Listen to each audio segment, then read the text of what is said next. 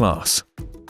Creating a class is super easy. To create a class, click on the Create button and choose Class in the drop-down. Enter the name of the class and create it. A new menu item, Classes, appears in the left menu. Click on it and click on the class that you just created. You see a list of teachers, students, and you can create notifications for the class along with new columns. Now to assign a subject to a class, click on the pencil icon to the right of the Create and then on the pencil icon to the right of the subject. Select the class and confirm. Students of your subject will immediately appear in the class, and the class will appear in the Students menu. You can also invite students and teachers to your class in the same way as into your subjects.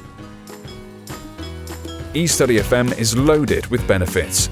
Discover it for yourself and join for free now.